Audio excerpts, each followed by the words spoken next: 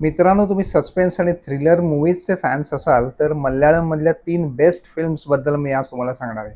എന്റെ പോടാന്ന് അറിയണം. ഇവിടെ യാതൊരു വിധത്തിലും സഹകരിക്കരുതെന്ന പഞ്ചായത്തിന്റെ തീരുമാനം. പേരിനൊരാളായ പോരാ സാറേ. And this is my statement.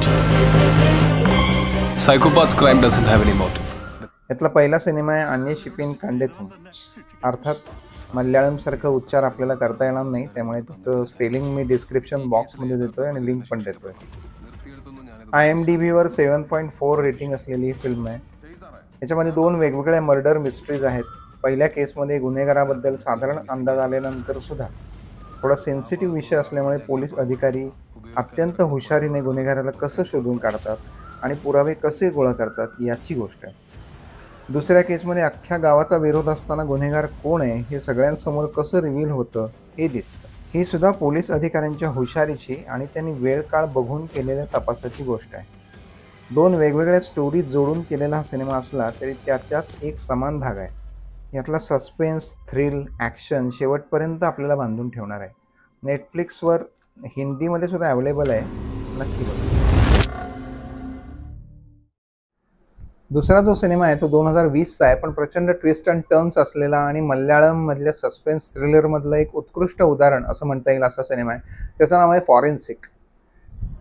केरळमधल्या एका शहरामध्ये सातत्याने लहान मुलींचे खून व्हायला लागतात.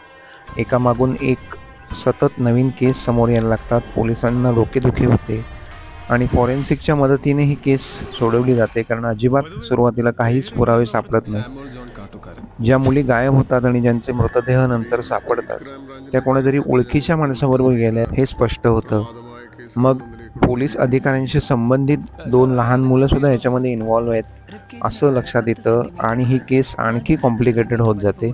शेवटी एक पुरावा जोडत यातले पोलीस आणि फॉरेन्सिक टीम मिळून ही कशी केस उलगडतात आणि शेवटी जेव्हा त्याचा सस्पेन्स उलगडतो तेव्हा आपल्याला अर्थातच धक्का बसतो. थोडासा अंगावर येणारा आहे. लहान मुलींचे मृत्यू असल्यामुळे थोडासा धक्का पण आपल्याला बसू शकतो, थोडा त्रास होऊ शकतो. पण ज्याला थ्रिलर आणि सस्पेन्स फिल्म आवडतात त्याला हा सिनेमा नक्की आवडेल. हा सिनेमा यूट्यूबवर हिंदीमध्ये सुद्धा अवेलेबल आहे, पण तुम्ही ओरिजिनल मल्याळममध्ये नेटफ्लिक्सवर नक्की बघा असं माझा आग्रह राहील.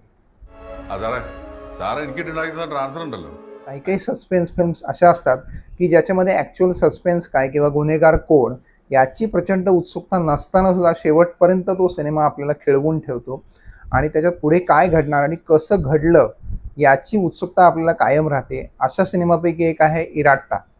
इराट्टा म्हणजे जुळा भाऊ.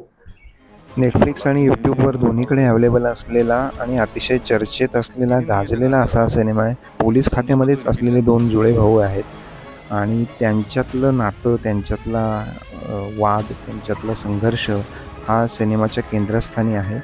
सुरुवातीलाच पहिल्या 10 मिनिटातच एक खून होतो. तो खून आहे का नक्की काय आहे आणि त्यातनं आणखी काय उलगडत जाणार आहे ही उत्सुकता आपल्याला शेवटपर्यंत कायम राहते. आणि जबरदस्त ॲक्शन आहे, सस्पेन्स आहे, थ्रिलर आहे, असं सगळंच तुफान कॉम्बिनेशन याच्यामध्ये बघायला मिळतं. हा सिनेमासुद्धा ओरिजिनल मल्याळममध्ये आहे आणि तो नेटफ्लिक्सवर अवेलेबल आहे, पण यूट्यूबवर त्याचं हिंदी व्हर्जनसुद्धा तुम्हाला मिळू शकतं. तुमचा चॉईस आहे कोणता बघायचा, पण पुन्हा माझा आग्रह राहील की मल्याळममधला ओरिजिनल नेटफ्लिक्सवरच बघा.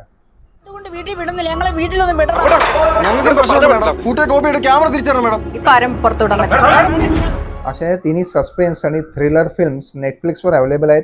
आणखीही अशाच प्रकारच्या सिनेमांची माहिती मी याच चॅनलमधून तुम्हाला देणार आहे. त्यामुळे तुम्ही जर चॅनल सबस्क्राईब केला नसेल तर सबस्क्राईब करा, लाईक करा आणि शेअर करा.